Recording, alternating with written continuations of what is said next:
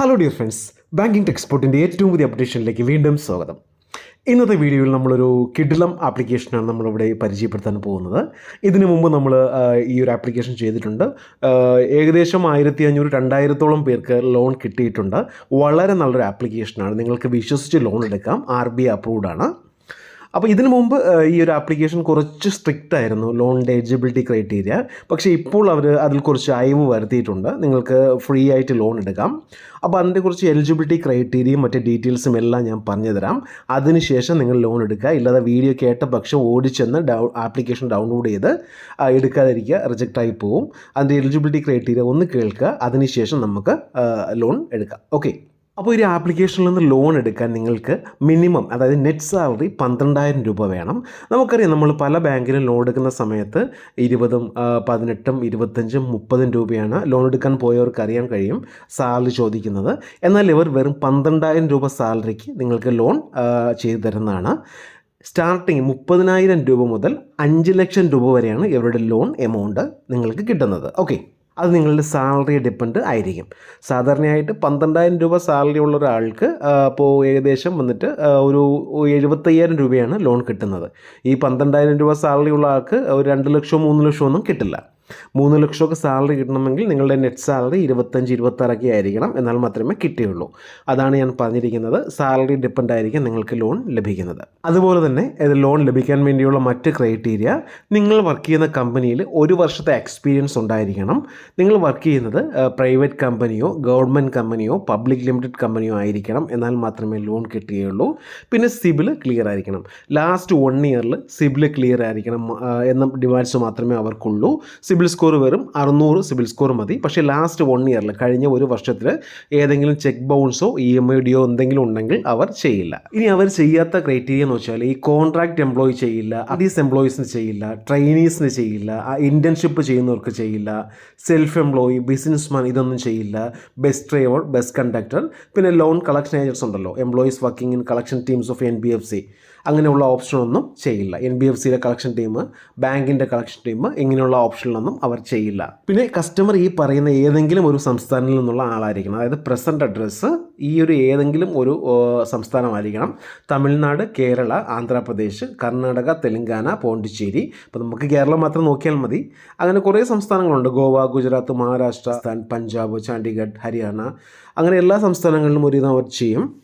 അപ്പോൾ ഇതൊക്കെയായിരിക്കും അവരുടെ basic eligibilities എന്ന് പറയുന്നത്. അതുപോലെ തന്നെ ഒന്ന് പറയാനുള്ളത്, നിങ്ങൾക്ക് 21 വയസ്സ് മുതൽ 55 വയസ്സ് വരെ ഉള്ളവർക്ക് മാത്രമേ ഇവർ ലോൺ കൊടുക്കുകയുള്ളൂ. 21 താഴെ വന്നാലും 55 മുകളിൽ വന്നാലും ഇവർ ലോൺ കൊടുക്കില്ല. ഇനി ഡോക്യുമെൻ്റ് വേണ്ടത് ഒരു 3 മാസത്തെ സാലറി സ്ലിപ്പ്, 1 വർഷത്തെ ബാങ്ക് സ്റ്റേറ്റ്മെൻറ്റ്. അത് നിങ്ങൾ ബാങ്ക് സൈറ്റിൽ നിന്ന് PDF ആയിട്ട് ഡൗൺലോഡ് ചെയ്യണം. ഓക്കെ. അല്ലെങ്കിൽ ബാങ്കിൽ നിന്നും നേരിട്ട് PDF ആയിട്ട് മെയിലിലിട്ട് അയച്ച് നിങ്ങൾ സബ്മിറ്റ് ചെയ്താലും മതി. അതായത് 3 മാസത്തെ സാലറി സ്ലിപ്പ് വേണം, 1 വർഷത്തെ bank statement, Aadhaar card, pan card, ഇത്രയുമാണ് ഡോക്യുമെൻറ്റ്സ് വേണ്ടത്.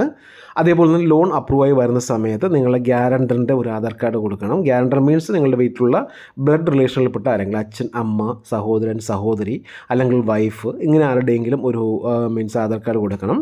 പിന്നെ നിങ്ങളുടെ കരമടച്ച രസീത്. ഓക്കെ. കരമടച്ച രസീത് എന്ന് പറയുമ്പോൾ നമ്മുടെ എല്ലാവരുടെ മീൻസ് ലോൺ എടുക്കുന്ന ആളുടെ പേരിലായിരിക്കില്ല. ഇപ്പോൾ കരമടച്ച രസീത് അമ്മ, അച്ഛൻ, മുത്തച്ഛൻ, മുത്തശ്ശി എന്നിവരുടെ പേരിലായിരിക്കും. അതിനൊന്നും പ്രശ്നമില്ല. അപ്പോൾ ആ ഒരു ക്രൈറ്റീരിയ അങ്ങനെ മെയിൻറ്റെയിൻ ചെയ്ത് പോകണം. ഇനി ഞാൻ താഴെ ലിങ്ക് കൊടുത്തിട്ടുണ്ട്. ആ ലിങ്കിൽ നിങ്ങൾ അപ്ലൈ ചെയ്ത് പോവുക. ലിങ്കിൽ ക്ലിക്ക് ചെയ്യുന്ന സമയത്ത് കുറച്ച് പേർക്ക് ഈ ഫില്ല് ചെയ്യുന്ന സമയത്ത് ഒരു മിസ്റ്റേക്ക് വരുന്നുണ്ട്. അതുകൊണ്ടാണ് ഞാൻ കാണിക്കുന്നത്. നിങ്ങൾക്കിതെല്ലാം അറിയാം, കാരണം ഒരുപാട് എക്സ്പീരിയൻസ് ഉള്ളതാണ് നമ്മുടെ സബ്സ്ക്രൈബേഴ്സ്. അപ്പോൾ ഇതൊക്കെയാണ് ഇവിടെ ഡീറ്റെയിൽസ്. മീൻസ് ഞാൻ ഓൾറെഡി അപ്ലൈ ചെയ്തിട്ടുണ്ട്. അതുകൊണ്ട് എനിക്ക് ഒന്നും അത് കൊടുക്കാൻ കഴിയില്ല. ഞാൻ കൊടുത്താലും അത് എന്താ പറയുന്നത്, അത് അപ്ലൈ ആവില്ല. ഇവിടെ മൊബൈൽ നമ്പർ, ഇതെല്ലാം നിങ്ങൾക്കറിയാമല്ലോ, email ID, pan number, full name, നിങ്ങളുടെ പാൻ കാർഡിലുള്ള രീതിയിൽ ഇവിടെ ഫുൾ നെയിം നിങ്ങൾ എൻ്റർ ചെയ്യുക. ടൈപ്പ് ഓഫ് എംപ്ലോയ്മെൻറ്റ് ഇവിടെ പബ്ലിക് ലിമിറ്റഡ്, പ്രൈവറ്റ് ലിമിറ്റഡ്, പിന്നെ ഗവൺമെൻറ് ഫോം, ഇങ്ങനെയുള്ള ഫേംസിൽ ചെയ്യുള്ളൂ. സെൽഫ് എംപ്ലോയി ചെയ്യില്ല, പ്രൊപ്പറേറ്റർഷിപ്പ് ചെയ്യില്ല, പാർട്ണർഷിപ്പ് ചെയ്യില്ല. അപ്പോൾ അത് നിങ്ങൾ ശ്രദ്ധിക്കുക. പിന്നെ മന്ത്ലി ഇൻഹാൻസ് സാലറി മസ്റ്റായിട്ടും 12,000 ആൻഡ് അബോവ് ആയിരിക്കണം, അല്ലെങ്കിൽ ചെയ്യില്ല. Mode of salary bank account തന്നെ ആയിരിക്കണം. ചെക്കും ക്യാഷും കൊടുക്കുകയാണെങ്കിൽ നിങ്ങളുടെ ഓൺ ദ സ്പോട്ടിൽ റിജക്റ്റ് ആകും. പിന്നെ യുവർ കറൻറ്റ് റെസിഡൻസ് പിൻകോഡ്, അത് നിങ്ങൾ ഇപ്പോൾ താമസിക്കുന്ന വീടിൻ്റെ പിൻകോഡ് എത്രയാണോ അത് നിങ്ങളിവിടെ കൊടുക്കുക. പിന്നെ ലോൺ എമൗണ്ട് എത്രയാണ് നമുക്ക് എത്ര വേണമെങ്കിലും കൊടുക്കാം. പക്ഷേ അവർ എലിജിബിലിറ്റി ചെക്ക് ചെയ്ത് നോക്കിയിട്ട് നമുക്ക് ലോൺ തരികയാണ്. നമുക്കിപ്പോൾ 1 കോടിയും കൊടുക്കാം, പക്ഷേ നമുക്ക് കിട്ടുന്നത് ചിലപ്പോൾ 50,000 രൂപയായിരിക്കും. ഇനി ഡേറ്റ് ഓഫ് ബർത്ത് കൊടുക്കുക, പ്രിഫേർഡ് ലാംഗ്വേജ് അവിടുത്തെ എക്സിക്യൂട്ടീവ് വിളിക്കുമ്പോൾ നിങ്ങളുടെ ലാംഗ്വേജ് ഇപ്പോൾ ഹിന്ദി ഇംഗ്ലീഷും മാത്രമേ ഉള്ളൂ. അതർ നിങ്ങൾ ഇപ്പോൾ മലയാളം വേണമെങ്കിൽ അതർ കൊടുക്കുക. മലയാളം അപൂർവമായിട്ട് ഇവിടെ കാണുകയുള്ളൂ, ചിലപ്പോൾ നിങ്ങൾക്ക് കണക്റ്റ് ആവും മലയാളത്തിൽ. Total work experience in months. ഇവിടെ എല്ലാവരും വർഷത്തിൽ കൊടുക്കുന്നുണ്ട്, പക്ഷേ ഇവിടെ മാസത്തിലാണ് കൊടുക്കാനുള്ളത്.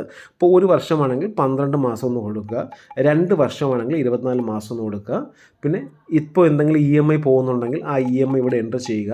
ഇപ്പോൾ EMI ഉണ്ട്, പക്ഷേ നിങ്ങളിവിടെ 0 എന്ന് കൊടുത്താൽ അവർ ചെക്ക് ചെയ്യുമ്പോൾ ഒക്കെ കാണാൻ സാധിക്കും. ഇനി കൊടുത്തിരിക്കുന്നത് ഇതിൽ ചില പേര് മിസ്റ്റേക്ക് വരുത്താറുണ്ട്, ഇതുകൊണ്ടാണ് നിങ്ങൾ ആ ഫസ്റ്റിലെ തന്നെ റിജക്റ്റായി പോകുന്നത്. Have you delayed EMI repayment in fast 1 year. നിങ്ങൾ കഴിഞ്ഞ 1 വർഷത്തിൽ ഏതെങ്കിലും EMI നിങ്ങൾ ഡിലേ വരുത്തിയിട്ടുണ്ടോ എന്ന് ചോദിക്കുന്നത്. പല ആൾക്കാരും ഇത് അറിഞ്ഞോ അറിയാതെയോ യെസ് എന്ന് കൊടുക്കും, അപ്പോൾ തന്നെ ഓൺ ദ സ്പോട്ട് തന്നെ റിജക്റ്റ് ആകും. അത് നോ എന്ന് കൊടുക്കുക. ഇനി നമ്മൾ EMI പെൻഡിങ് വരുത്തിയിട്ടുണ്ട്, അത് യെസ് എന്ന് കൊടുത്താലും മീൻസ് നോ എന്ന് കൊടുത്താലും അവർ നോക്കുന്ന സമയത്ത് സിസ്റ്റം ചെക്ക് ചെയ്ത് നോക്കുന്ന സമയത്ത് അത് റിജക്റ്റായി വരും. ഇനി സബ്മിറ്റ് കൊടുത്തിട്ട് നിങ്ങൾ ആധാർ കാർഡും പാൻ കാർഡും അതുപോലെ ബാങ്ക് സ്റ്റേറ്റ്മെൻറ്റും സാലറി സ്ലിപ്പും അപ്ലോഡ് ചെയ്യാനുള്ള ഒരു ഓപ്ഷനാണ് ഇവിടെ നെക്സ്റ്റ് വരുന്നത്. അതിനെനിക്ക് കാണിക്കാൻ കഴിയില്ല, അതുകൊണ്ടാണ് കാണിക്കാത്തത്. അപ്പോൾ മാക്സിമം ചെയ്യുക. നല്ലൊരു ആപ്ലിക്കേഷനാണ്. നമ്മുടെ സബ്സ്ക്രൈബേഴ്സിനെല്ലാം അറിയാം, മുമ്പ് നമ്മുടെ വീഡിയോസൊക്കെ വാച്ച് ചെയ്യുന്ന സബ്സ്ക്രൈബേഴ്സിന് അറിയാൻ പറ്റും. ഇപ്പോൾ അവർ ഞാൻ നേരത്തെ പറഞ്ഞ പോലെ അവർ എലിജിബിലിറ്റിയിൽ കുറച്ച് അയവ് വരുത്തിയിട്ടുണ്ട്, അതുകൊണ്ടാണ് ഞാൻ വീണ്ടും ചെയ്യാൻ വന്നത്. അപ്പോൾ മാക്സിമം നിങ്ങൾ ചെയ്യാൻ ശ്രമിക്കുക. അപ്പോൾ ഇന്നത്തെ വീഡിയോ എല്ലാവർക്കും ഇഷ്ടമായെന്ന് കരുതുന്നു. ഇഷ്ടമെങ്കിൽ ഷെയർ ചെയ്യുക, ലൈക്ക് ചെയ്യുക, സബ്സ്ക്രൈബ് ചെയ്യുക. Thank you for watching my video. Have A nice day.